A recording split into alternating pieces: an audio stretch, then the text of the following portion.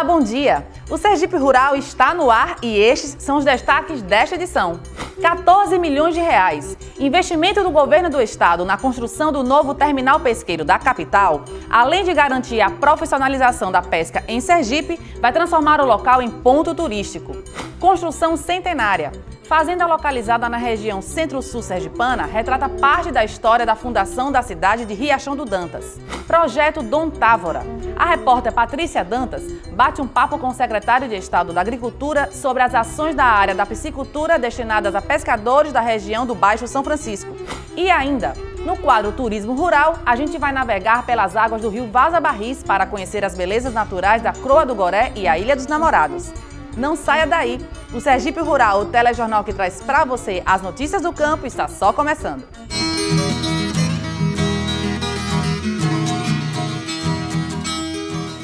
Olá! A gente abre esta edição com a reportagem que vai mostrar como vai o andamento das obras do novo terminal pesqueiro de Aracaju. Orçado em 14 milhões de reais, o local contará com a estrutura completa para a modernização da pesca em Sergipe. Veja os detalhes na reportagem de Patrícia Dantas e Wesley Cruz. No lugar do entreposto de pesca desativado em 2012, o terminal pesqueiro público de Aracaju começa a tomar forma. A construção fica na Avenida Otoniel Dória, em frente aos mercados municipais do centro, e tem como objetivo mudar para melhor o espaço destinado a pescadores e consumidores de peixes e frutos do mar. Melhorar tudo, porque a higiene é outra coisa, melhora 100%. Do jeito que estava muito a pecuária, né? Precário estava. E com certeza ia ser melhor para nós pescadores e para a população, né?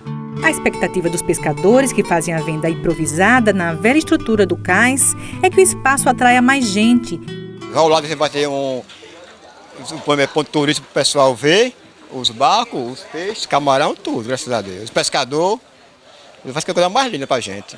A construção será composta por um espaço administrativo, além da estrutura de cais de atracação. Conta também com área de seleção, beneficiamento e comercialização dos produtos, salas de higiene de equipamentos, depósito, tudo seguindo as normas de higiene estabelecidas pela Vigilância Sanitária. O terminal pesqueiro ele tem um investimento total previsto na ordem de 14 milhões de reais. Desses 14 milhões, 6 milhões já estão em conta no estado de Sergipe, essa parte corresponde à parte estrutural, a parte de construção de toda a estrutura e a parte do cais, né, onde serão ancorados todos os barcos, né, que aqui chegarem. E o restante é correspondente a equipamentos, é toda a parte de estrutura, parte de câmaras frias, de logística, as parte de equipamento, de salas de armazenamento, de limpeza, toda a parte estrutural. A construção do novo terminal pesqueiro deve proporcionar a profissionalização da pesca em Sergipe. Todas as colônias, todos os pescadores do estado de Sergipe serão beneficiados, porque eles passarão a ter uma estrutura adequada. Então, os barcos, os grandes barcos, que a gente chama os barcos de oceano, terão toda a capacidade de chegarem aqui, de desembarcar seu pescado de uma forma adequada.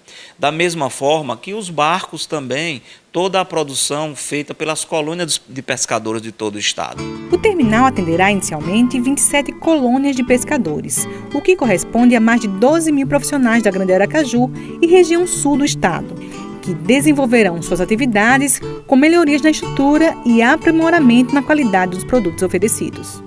É um terminal que segue todos os padrões de regulamentação exigida por todos os órgãos fiscalizadores.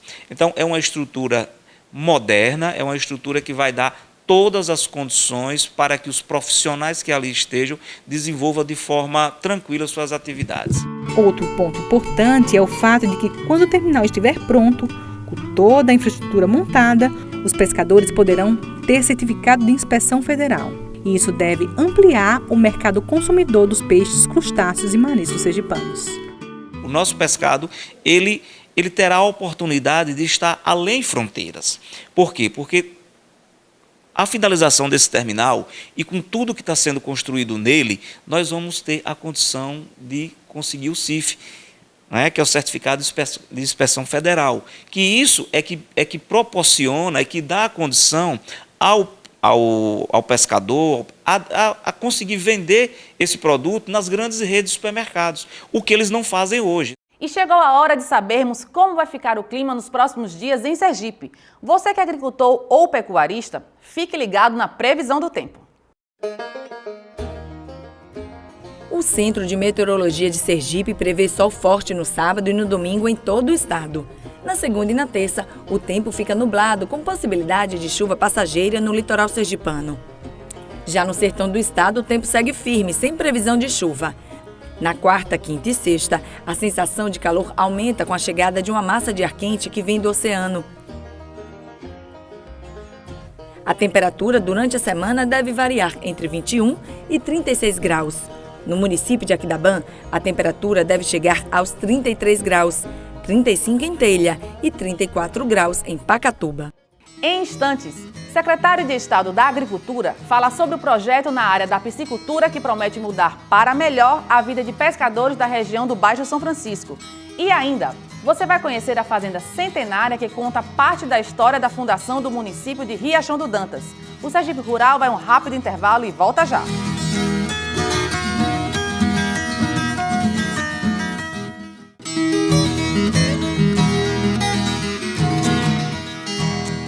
Estamos de volta para convidar você a uma viagem na história do município sergipano de Riachão do Dantas, no centro-sul do estado. E para contar os detalhes, a gente foi conhecer a Fazenda Nova Olinda. O local é centenário e carrega os traços e os costumes dos antigos moradores da época desde o período da escravidão. Confira! Esse casario centenário na Fazenda Nova Olinda, em Riachão do Dantas, é repleto de histórias. O imóvel onde funcionou a sede da fazenda ficou abandonado por vários anos, mas foi restaurado pelo Emanuel Costa Neto e hoje está preservado. Uma coleção de objetos antigos de notável valor histórico compõe a decoração da sala. Muitos desses elementos são armas e utensílios domésticos, como ferro de passar, à base de carvão. As fotos da família de Costa, dispostas nas paredes, se confundem com a história do lugar, e é ele que nos revela essa história. Essa casa, ela é o segundo prédio do município de Riachão do Dantas. O primeiro prédio era justamente a sede da Fazenda Grutão, que infelizmente ela foi destruída há uns 6 meses atrás por ordem dos herdeiros. Essa casa deve ter uma previsão de construção de 200 anos, porque, segundo a própria estrutura dela, existe uma casa chamada no Engenho Caritá, em Jeremoabo, que tem a mesma configuração. Então, os artífices que fizeram essa casa, fizeram também o Engenho Caritá. E os donos dos engenhos eram os mesmos. Nos quartos, as camas antigas, pisos e até os móveis nos dão a impressão que o tempo parou. No quarto principal, um vagão e o trilho usados no transporte de açúcar do engenho foram transformados em uma cama. Esse outro quarto fica mais alto em relação à sala. Essa casa, provavelmente, ela foi construída por João Martins Fontes. Em 1888, aconteceu a abolição dos escravos. E, segundo informação, esse engenho, em virtude da abolição, esse engenho foi à falência. Em 1889, esse engenho foi vendido para a nossa família, no caso, o meu bisavô, que veio da cidade de Arauá, da família Costa, e se instalou aqui, da família Costa e Silva. Costa e Silva, que é um sobrenome só, e que os herdeiros cuidaram de separar as nomenclaturas Costa e Silva. Então, meu avô, por exemplo, Manuel Costa e Silva, Antipas Costa e Silva, Joviniano Costa e Silva, todos eram Costa e Silva pegados. Bem, essa casa, então, ficou para João Dantas Martins dos Reis, que vendeu para meu bisavô e está, desde 1889, na nossa família. Na área externa, alguns elementos também remontam à época do engenho. Os objetos são carregados de energia, porque tudo no mundo é energia. Os objetos também trazem energia dos antepassados. Energias boas e energias ruins. As ruins a gente deleta, a gente devolve para o universo. As boas a gente conserva. Redescobrindo a história do lugar e das pessoas que viveram aqui, tem uma razão pessoal para Manuel. É todo um processo de resgate histórico, espiritual também, porque afinal de contas nós somos de ontem, não somos de agora. Por isso mesmo a gente precisa ver que talvez não seja esta a primeira ocasião que nós estejamos aqui nessas paragens, porque afinal de contas um homem no presente precisa resgatar a sua história, porque assim ele não vai ter futuro, ele não vai ver de onde veio nem para onde vai.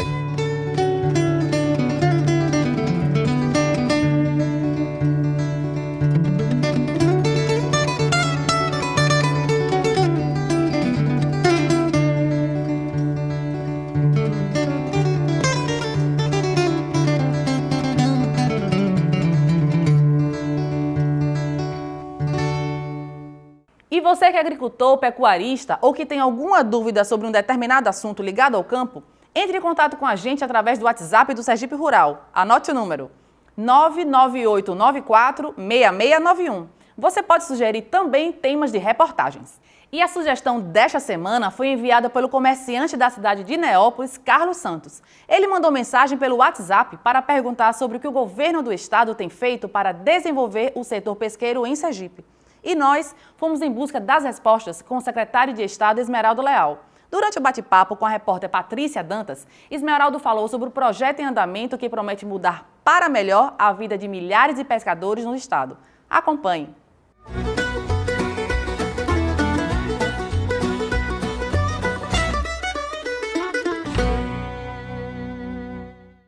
Hoje o Sergipe Rural conversa com o secretário estadual da Agricultura, o Esmeraldo Leal, sobre o projeto Dom Távora, que vai beneficiar pescadores lá do município de Neópolis, povoado do Betume. Secretário, me fala um pouquinho por que esse nome? Dom Távora foi um bispo da Igreja Católica, teve uma atuação extremamente importante aqui no estado de Sergipe. Ele ajudou a organizar movimentos no campo, na cidade, tanto é que ficou conhecido como bispo dos operários. Então, em função dessa história bonita, dessa sua participação efetiva, inclusive no campo, apesar de ser batizado de bispo dos operários, ele ajudou a organizar várias comunidades rurais. Não só organizar, mas também um programa de alfabetização extremamente importante chamado MEB.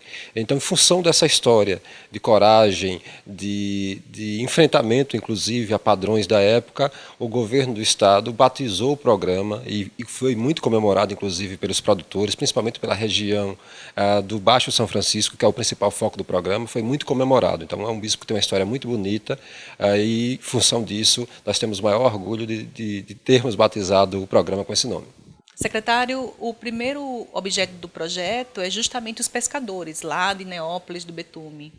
Como é que vai ser esses recursos? Como é que vão ser aplicados esses recursos? O programa Dom Távora, ele prevê uma série de apoios. Na verdade, a gente chama de planos de negócio. Identifica comunidades que já têm capacidade organizativa, que têm potencialidade econômica, tem algum produto que tem força econômica e ajuda na economia das famílias. Em função disso, dessa identificação, o projeto entra com um apoio e cria as condições para melhorar essa estrutura que as famílias já têm. Por isso que há, inclusive, um processo de contrapartida. Essa estrutura, a mão de obra, a capacidade que as famílias têm de produzir, já serve, inclusive, como contrapartida do projeto. Na verdade, são 15 municípios, o foco principal é o Baixo São Francisco, por isso esse primeiro projeto também no Baixo, ele envolve pescadores, é um projeto que já tem, inclusive, um acompanhamento do governo do estado, um projeto acompanhado pela Secretaria de Inclusão. O governo do estado está,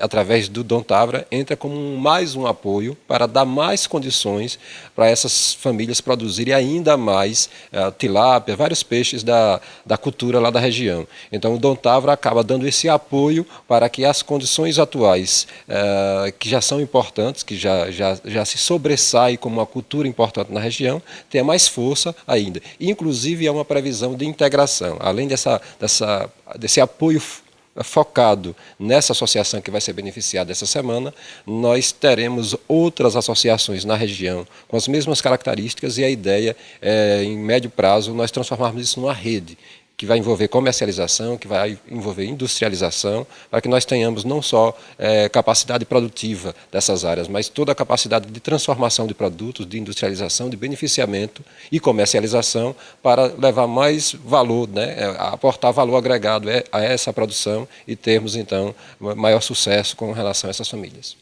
Secretário, qual vai ser o aporte financeiro para esse projeto que vai beneficiar os pescadores evangélicos de lá do Betume?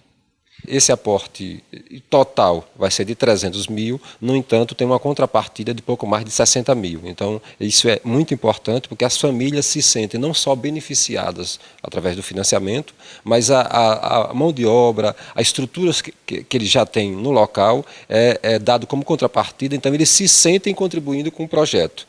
Então, essa somação passa de 300 mil reais, que é esse aporte inicial. Como eu disse, há previsão de articulação com outras associações, com outras comunidades, então pode ser que essas famílias tenham outros benefícios em função dessa rede que vai ser criada. Secretário, quantas famílias vão ser beneficiadas nesse primeiro projeto, nesse primeiro de 12 projetos? Esse projeto beneficia diretamente 20 famílias. É lógico que há toda uma relação com a comunidade. Então, a previsão é de muitos mais outros beneficiados.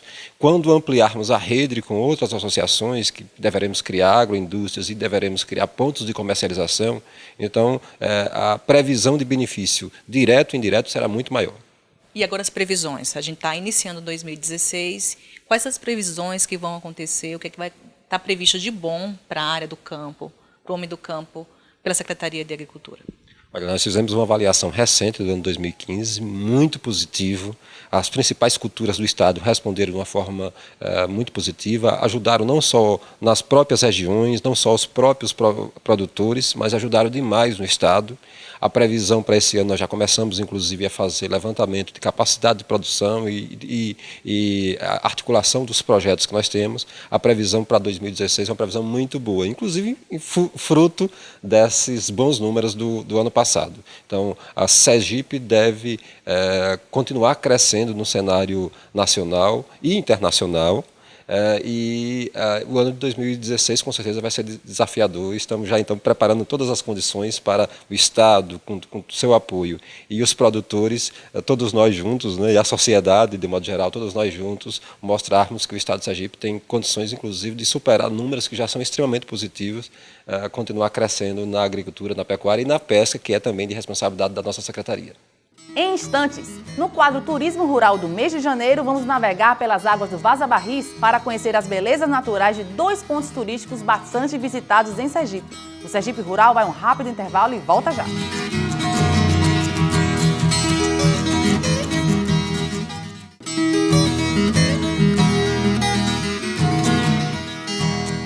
E no último programa de cada mês, você já sabe, né? É o dia de viajarmos para conhecer as belezas naturais do estado com o quadro Turismo Rural. E neste mês de janeiro, nossa equipe navegou pelas águas calmas do rio Vaza Barris para chegar a 2 atrativos bastante procurados durante o verão: a Croa do Goré e a Ilha dos Namorados.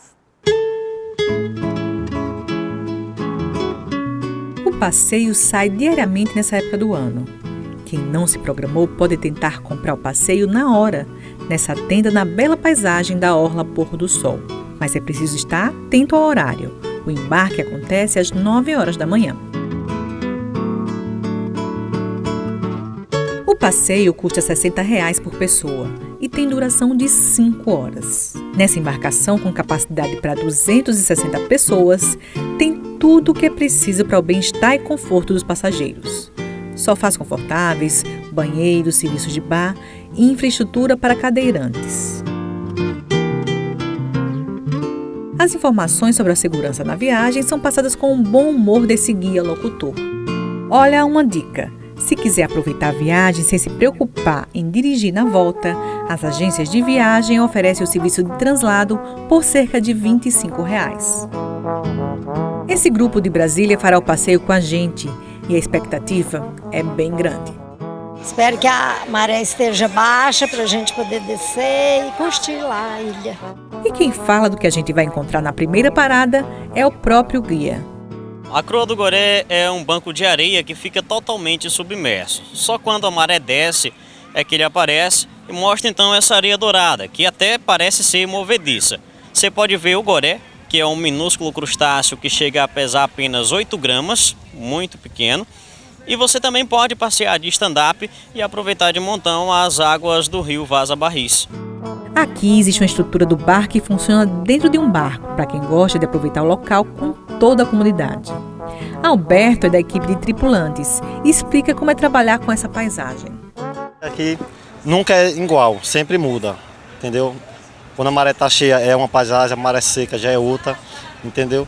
Isso aí é que vai diferenciando. O charme desse lugar é exatamente ficar à mercê das marés. E para os esportistas, o stand-up é uma boa pedida. A manha do stand-up são o quê? Subir de joelho, ficou em pé, depois que ficou em pé, se equilibrou, abriu as pernas para a lateral, depois já foi. E o preço, para quem quiser fazer? São R$30 no período de meia hora a 40 minutos. E antes de sair daqui, não podíamos deixar de conhecer o crustáceo que dá nome ao lugar, o goré. Mas nosso passeio não acabou. Depois de cerca de 1h30 na Croa do Goré, zarpamos para a Ilha dos Namorados. Um oásis, situado entre o Oceano Atlântico e o rio Vaza Barris. Aqui você encontra rede subaquática, toldos, sombreiros, as tendas do Alibaba que a gente trouxe para colocar aqui também. Tem boias, tem área reservada para as crianças, área para os esportistas com redes de vôlei, futebol, frescobol, peteca e muito mais. Além de um banco de areia imenso para você caminhar, que você pode ir do outro lado no oceano e voltar para o rio Vaza Barris. Esse passeio é exclusivo da embarcação que nos trouxe até aqui. Nessa faixa de areia ladeada pelo rio Vaza Barris e pelo mar, é montada toda uma estrutura que agrada adultos e crianças. Deixa as crianças brincarem livres e ficar perto da natureza, é muito legal. Uma turma da melhor idade do município de Divina Pastora gostou da experiência nesse pedacinho de paraíso. E segundo Clemilde, não houve dificuldade para curtir os lugares. Precisava de não andar na areia, andei, os colegas me ajudou. Andar aqui dentro de um rio desse, para nós é um prazer. No meu caso, que eu nunca tive tempo de passear, porque eu trabalhei muito, hoje, graças a Deus, estou aproveitando. Depois de quase 5 horas de muito sol e água de mar e de rio, é hora de voltar. Para a turma de Brasília, uma experiência única. Passeio espetacular, paisagem deslumbrante, tranquilidade total. Muito interessante essa parada numa ilha, no meio assim do mar, junto com o rio. Então, para a gente aproveitar bastante a natureza, curtir o sol. Então, foi muito interessante mesmo esse passeio.